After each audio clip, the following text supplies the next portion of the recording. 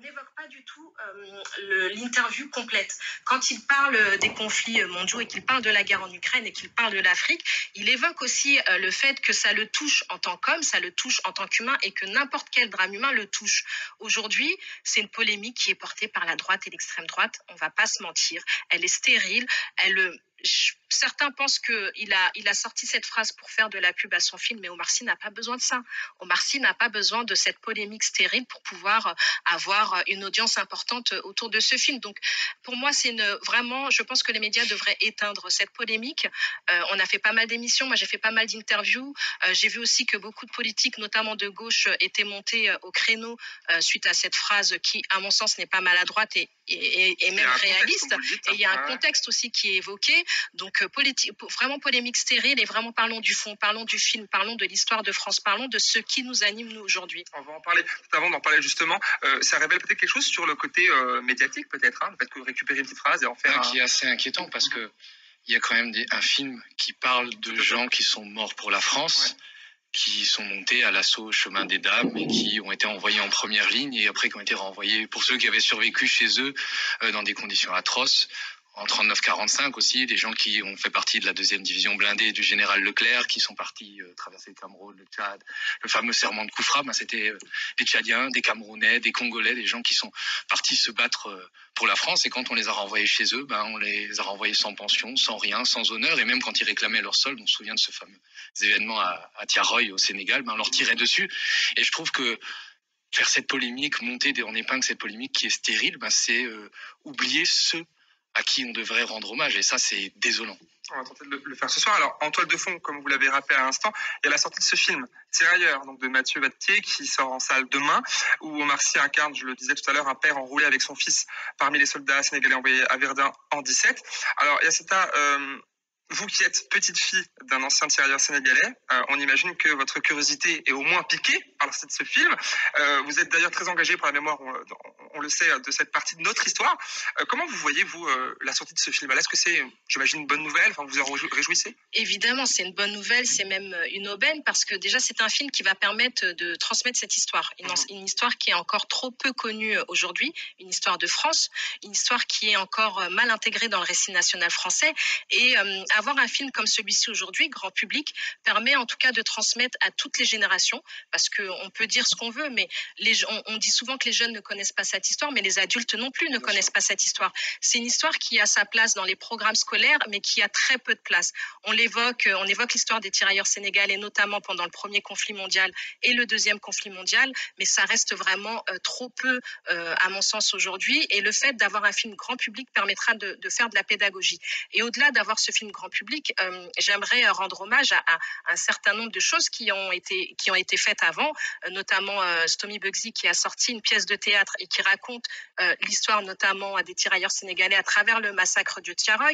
On a des documentaires qui sont sortis, on a des livres qui existent mais qui ne sont pour le moment pas encore accessible au grand public. Et c'est vrai qu'un film avec en tête d'affiche Omar Sy, un film comme celui-ci que j'ai vu, et je peux vous dire que il questionne beaucoup, il questionne sur beaucoup de choses, notamment sur la tombe du soldat inconnu, sur l'histoire atroce parfois, sur l'enrôlement forcé, sur aussi les engagés volontaires et surtout aussi sur le combat qu'ont pu mener ces hommes avec des soldats blancs où ils se considéraient comme étant des frères d'armes. Et aujourd'hui, c'est vrai que on a une société qui est extrêmement divisée et un film comme celui-ci peut apaiser un certain nombre de choses. On va y revenir encore une fois, mais malheureusement, c'est pas ça qui fait débat depuis quelques jours, depuis le premier. Et ce qui fait le débat très rageux, j'ai envie de dire, ce terme-là autour de, sur les propos tenus par Omar Sy sur le conflit russo-ukrainien. On en revient, faut le commenter, et sa différence de traitement en comparaison avec les conflits en Afrique. Alors pour cela, je vous propose d'écouter Judith White-Rose, qui est une journaliste au Figaro, hier sur CNews. On regarde. Alors oui, il y a une différence de traitement. Il y a un élément qui l'occulte, et à mon avis volontairement, c'est que en Afrique, il y a une forte proportion de guerres civiles, y compris dans les pays qui se battent contre le djihadisme.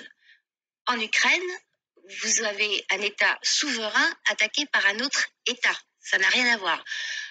À part ça, alors Nathalie Loiseau et Vardon le rappellent, effectivement, nos soldats français ont donné leur vie au Mali. Ça, c'est quand même extrêmement important. En termes d'immigration, la France accueille énormément de réfugiés africains. En tout cas, il y a un flux important, donc on ne peut pas nous accuser d'indifférence, c'est totalement injuste. Quant à dire qu'on accueille plus volontiers des réfugiés ukrainiens que des réfugiés africains, la réponse, on accueille plus volontiers, la réponse est oui. Pourquoi? Parce que les Ukrainiens ne posent pas les problèmes d'assimilation, de différences culturelles que peuvent poser certains Africains. Donc ça me paraît tout à fait normal. Alors, selon la journaliste qu'on peut entendre du Figaro, on accueillerait donc énormément de réfugiés africains et tout irait dans le meilleur des mondes s'ils savaient bien s'assimiler, aussi bien que les Ukrainiens. Peut-être une réaction, je vous ai vu réagir. En fait, je découvre ces propos et je suis extrêmement choquée par la teneur de ces propos. Et je me dis comment, en tant que politique, on peut faire de la concurrence sur des drames humains. C'est-à-dire que quand on a des personnes qui prennent le bateau et qui quittent l'Afrique, ils ne prennent pas ce bateau en se disant on a vu de la lumière et on espère trouver une meilleure vie. Ces gens-là, quand ils quittent un conflit mondial, ils meurent, ils ont perdu des pères, des mères, des enfants, ils ont été massacrés, ils quittent des conflits. Et nous, en tant que pays des droits de l'homme, on se doit de les accueillir. On ne peut pas dire qu'une nation comme la nôtre ne peut pas accueillir ces personnes-là. Pour moi, ces propos-là ne sont absolument pas entendables et devraient être condamnés et même dénoncés. Alors, pays de la déclaration des droits de l'homme, c'est ça qui fait la différence dans l'histoire. J'imagine que ça te fait réagir aussi, parce qu'il y a quand même de l'argument de l'assimilation des personnes venant de l'Europe de l'Est serait plus facile que les personnes de toute façon, c'est une sorte de concours Lépine en ce moment pour savoir sur quelle chaîne on sera le plus raciste et le plus indigne vis-à-vis de nos frères en humanité. Et puis, il y a autre chose qu'elle raconte, c'est-à-dire au grand concours du grand n'importe quoi, elle entend dire, vous savez, en Afrique, c'est des guerres civiles, alors qu'en fait, en Ukraine, c'est une invasion. Alors, tout à fait, il faut bien sûr condamner l'invasion russe de l'Ukraine, mais en Afrique, c'est quand même un peu plus compliqué que cela, c'est-à-dire je vois bien le fond raciste et condescendant de son propos qui dit que en fait ce sont des sauvages qui s'entretuent entre eux. C'est ce qui ressort de cette séquence. Il suffisait de regarder par exemple la présentation des conflits qui sont faits en Afrique. Je prends un simple exemple, quand il y a eu le conflit en Centrafrique en 2013 où la France est intervenue militairement. On a présenté ça sur toutes les chaînes d'infos en continu, d'un conflit entre des chrétiens et des musulmans qui ne savaient pas faire autre chose que de s'entretuer. Personne n'est allé expliquer qu'à un moment, derrière ce conflit confessionnel, il y avait une bataille pour des ressources minières et notamment pour les ressources de l'uranium qui avait fait que la France s'était fâchée avec le président de l'époque, Sabé Bozizé, et a renversé ce président qui a créé le chaos. Mais ça, personne absolument ne l'a expliqué et n'a dit que nous, puissance occidentale, on avait un rôle dans ces guerres-là, mais on préfère présenter ça sous l'angle en fait, de tribus quasiment qui se battraient entre eux.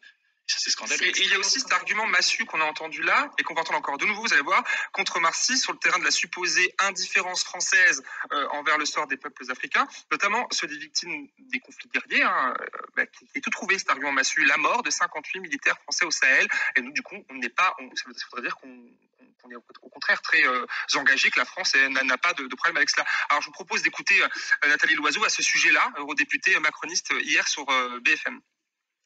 Mais ce que je trouve injuste, c'est de dire que les Français ne s'intéressent pas au conflit en Afrique. Ça m'a choquée parce que je me suis rendue au Sahel, parce que j'ai assisté à des cérémonies à la mémoire de Français qui sont morts.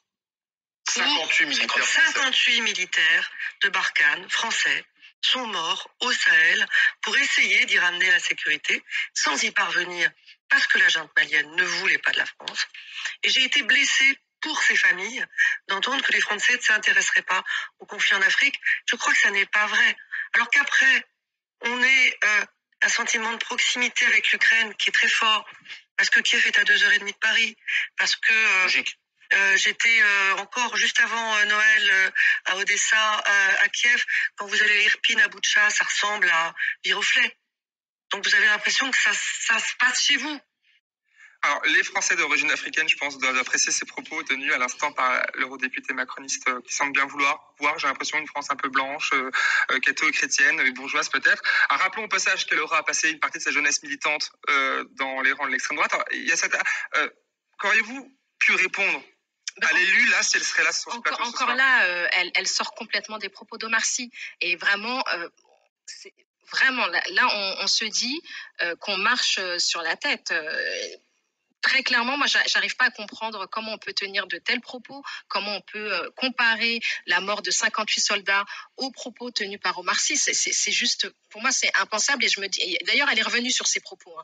Elle a atténué un peu plus ses propos parce que justement des personnes de son rang. Ça a réagi, mais elle les a tenus. C'est important de elle les a tenus voilà. Et elle les a tenus maladroitement. Et c'est pas la première fois que Nathalie Loiseau tient des propos extrêmement maladroits.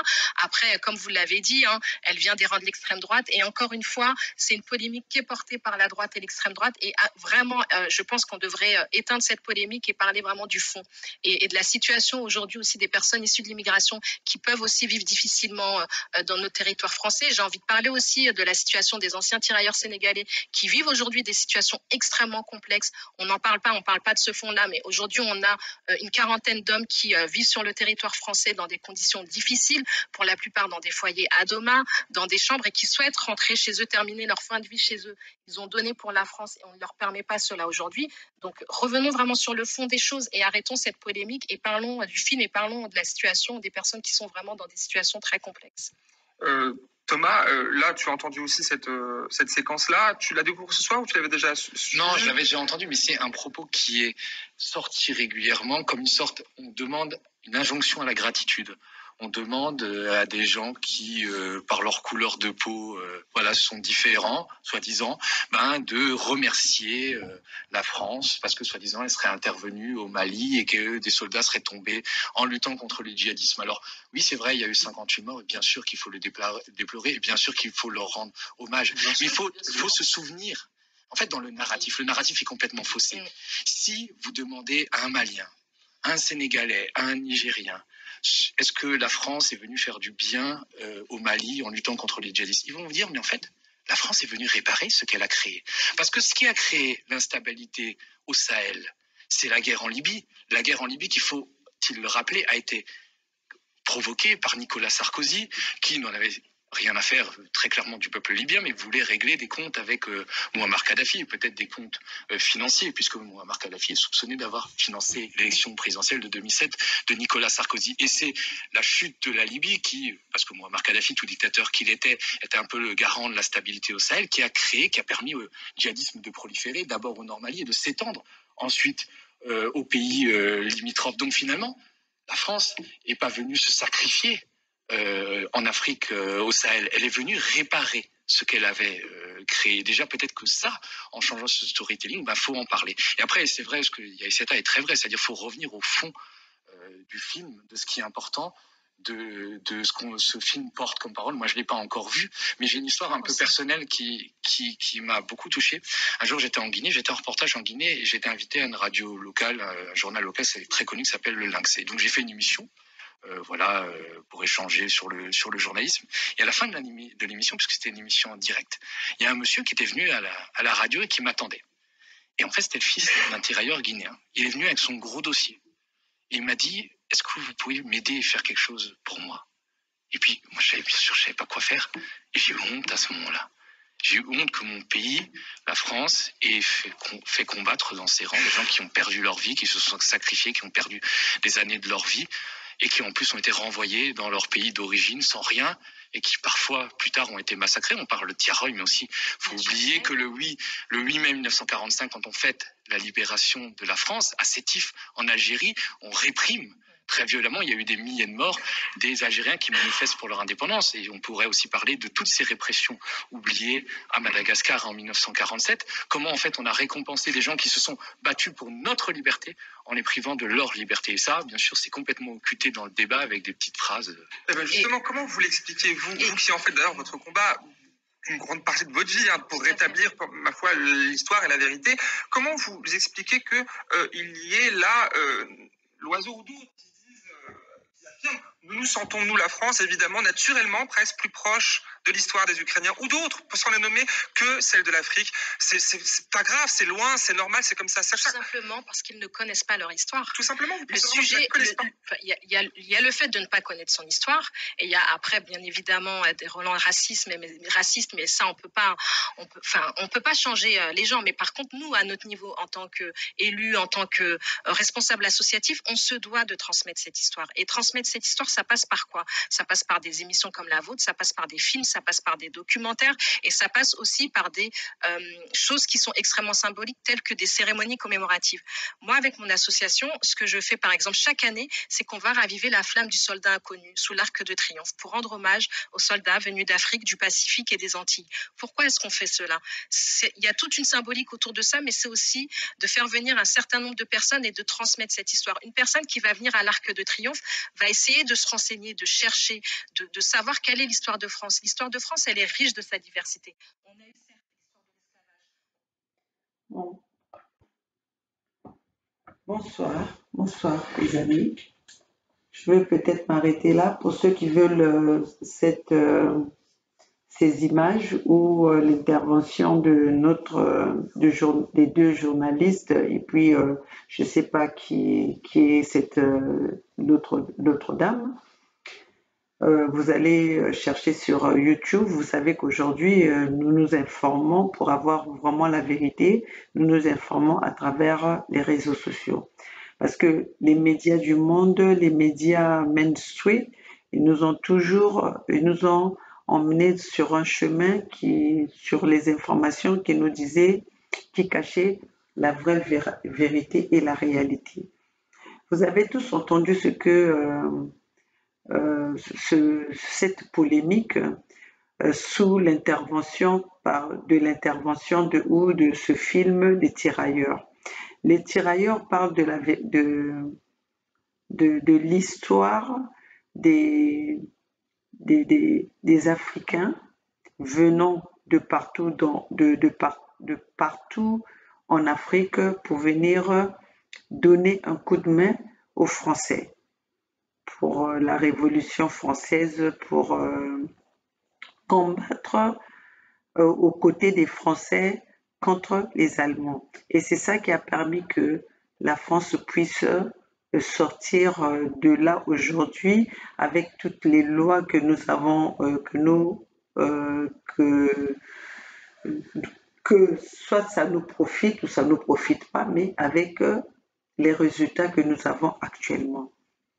Ce qui me choque quand même, quand nous voyons les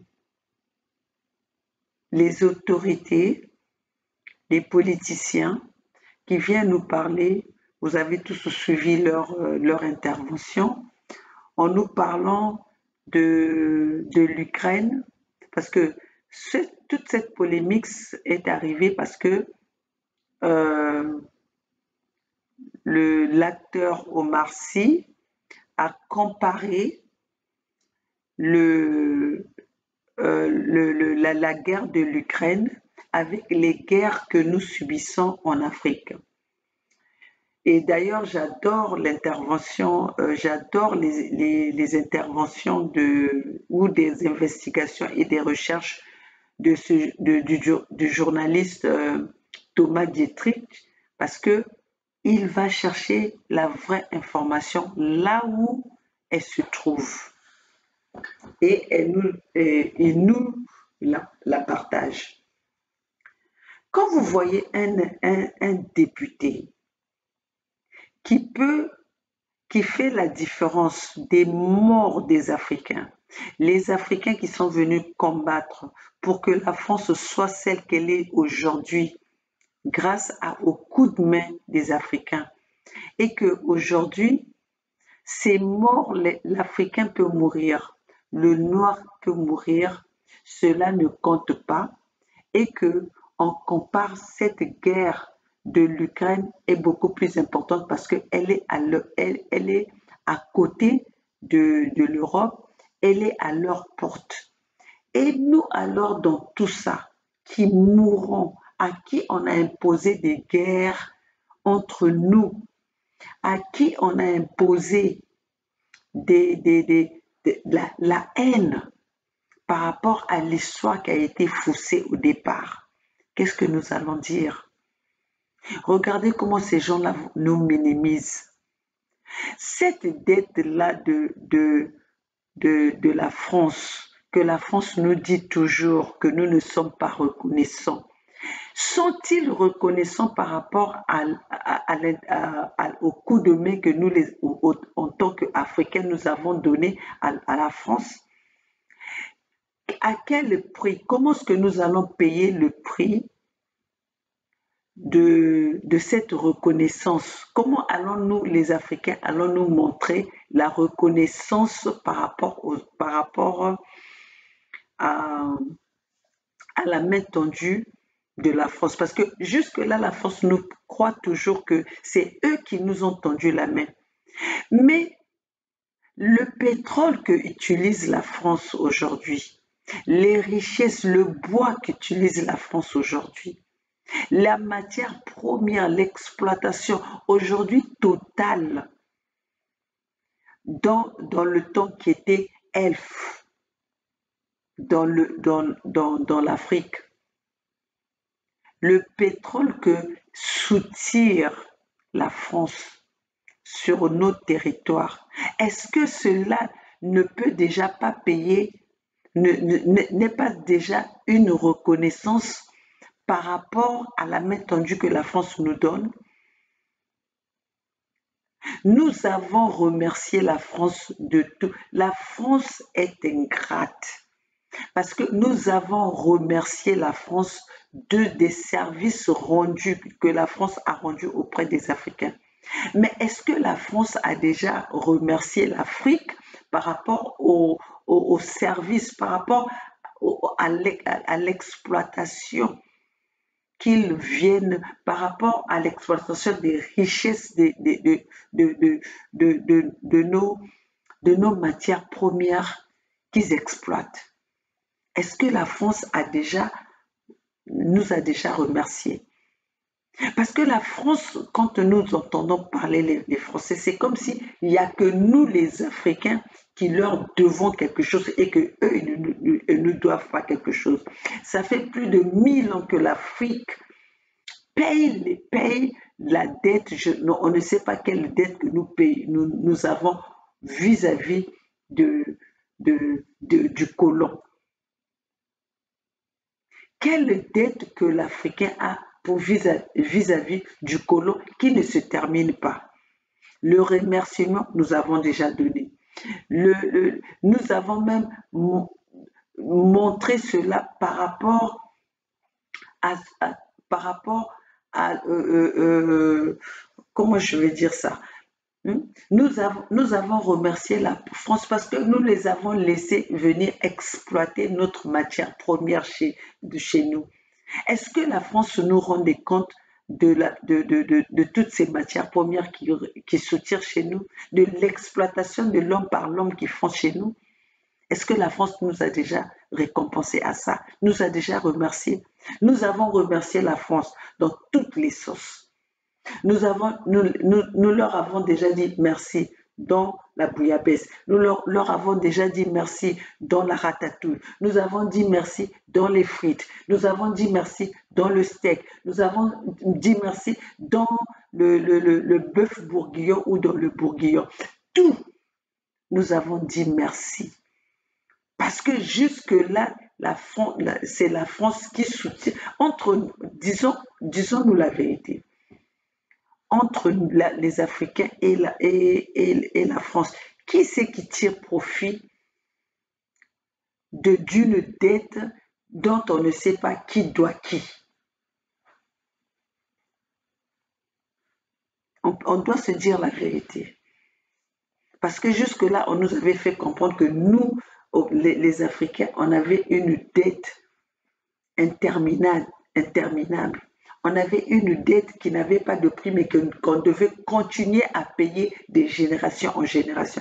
Et plus de 1000 ans, nous continuons à payer cette dette. Plus de 1000 ans, nous continuons à payer cette dette. Mais la France aujourd'hui n'a qu'à venir nous montrer où c'est qu'ils soutirent leur pétrole. qui nous montrent leurs ressources de pétrole en France. Mais pendant ce temps, ils font un sale boulot en Afrique, en nous mettant les uns contre les autres, en venant créer des guerres entre nous, en tuant nos leaders, en déstabilisant notre continent. Et pendant ce temps, on veut toujours nous faire payer une dette qui n'a pas de prix. Une dette interminable. Quand est-ce que cette dette-là va se terminer? Dites-nous au moins avec les chiffres, avec le montant, la quantité, pour que nous sachions combien que l'Afrique doit à la France. Comme ça, au moins, nous allons être libres. Parce que jusque-là, la liberté, on ne l'a pas. Parce que pourquoi on ne sait pas? L'Afrique n'a pas de liberté. Toutefois, on nous parle de que l'Africain doit être reconnaissant. Nous sommes comment on appelle ça? Nous sommes ingrats. Mais entre la France et l'Afrique, qui est ingrat? Mais nous, l'Africain, on n'est pas venu sur votre territoire pour s'aimer la zizanie. Mais vous venez sur notre territoire pour nous mettre les uns contre les autres. Vous donnez des armes à vos agents, à vos éléments pour tirer sur les peuples. Quel est l'Africain qui a tiré sur le peuple occidental? Si aujourd'hui il y a même le terrorisme sur votre terrain, c'est parce que vous êtes venu créer ce terrorisme. Et c'est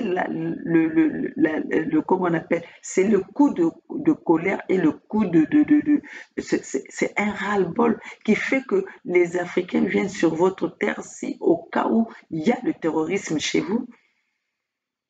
Mais sinon, en dehors de ça, l'Africain n'est pas un peuple à problème. C'est vous qui êtes venu nous montrer que nous devons vivre avec le problème. Alors arrêtez cela, la France. Essayez un jour de vous remettre de vous remettre en question. Parce que à l'allure que vous êtes en train d'aller là, au lieu de tisser, au lieu d'arranger les choses, vous êtes en train de détruire la relation que nous pouvons avoir entre l'Afrique et la France. C'est pour cela que vous êtes en train de parler de sentiments anti-français en Afrique. C'est vous qui l'avez créé par votre domination, par votre esclavagisme que vous avez continué jusqu'au XXIe siècle. Le terrorisme que vous avez installé sur notre territoire. Le terrorisme, la haine que vous avez tissée contre les Africains. Vous voulez quoi par rapport à tout ce que vous avez fait, par rapport à tout le mépris que vous avez installé sur notre continent? Vous voulez quoi? Vous vous attendez à quoi? Vous vous attendez à quoi? Ce qui vous fait mal, vous avez un problème, vous les Occidentaux, surtout vous les Français, vous ne voulez pas écouter la vérité. Vous ne voulez pas entendre la vérité.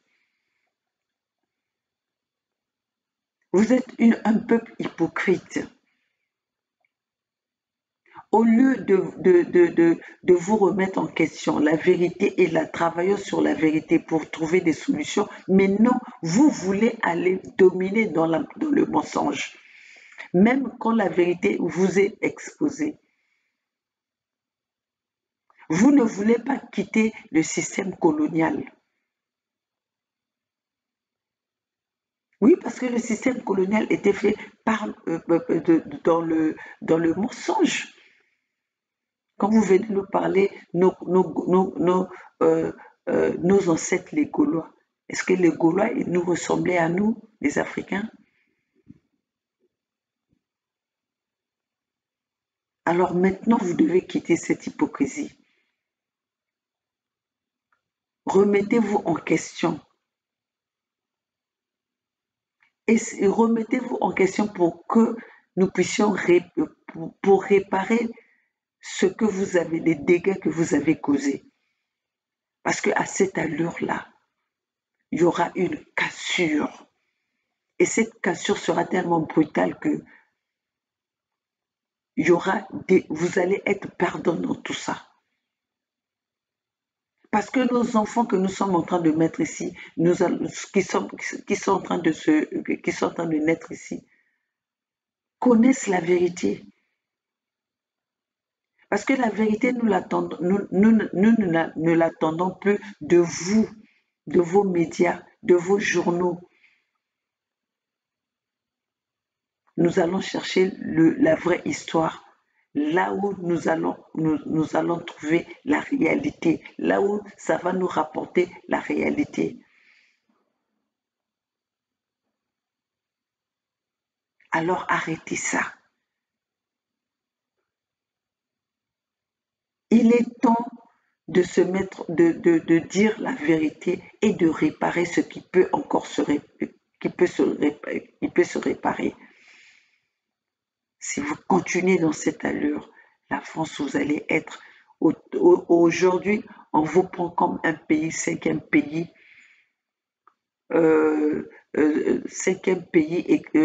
du monde, cinquième pays économique du monde. Mais si vous allez dans cette allure, vous allez être les derniers. Parce que l'Africain ne va plus se laisser faire. Nous sommes en train d'informer notre peuple de la réalité et de la vérité. Nous sommes en train de conscientiser notre peuple. Vous nous avez eu par rapport aux mensonges, par rapport au manque de connaissances. Mais aujourd'hui, nos peuples sont en train de s'informer et nos peuples sont conscientisés aujourd'hui. On se réveille. Vous avez minimisé un jour la Chine. Mais j'avais lu un livre qui disait « Le jour où la Chine se réveillera ». Et regardez aujourd'hui. Regardez aujourd'hui où se positionne la Chine. Et si vous continuez sur la France, si vous continuez, mettez-vous en tête que les pays d'Afrique francophone ne vous appartiennent pas. Cherchez à travailler avec ce peuple. Cherchez à négocier avec ce peuple. Quittez votre costume de domination. Quittez votre costume de prédateur.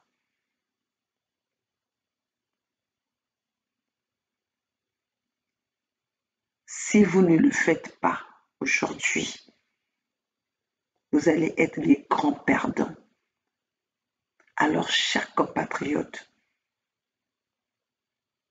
nous devons tous s'informer de l'histoire. Nous devons tous s'informer de la réalité si nous voulons sauver notre Afrique. L'histoire de Tirailleurs, c'est le film de Tirailleurs, c'est un produit c'est une histoire qui vient de la réalité. Il n'y a pas de mensonge. Alors si vous les Français, cela vous dérange, venez et corrigez cela. Mais ne cherchez pas à cacher la vérité, car la vérité est têtue. La vérité finit toujours par remonter à la surface.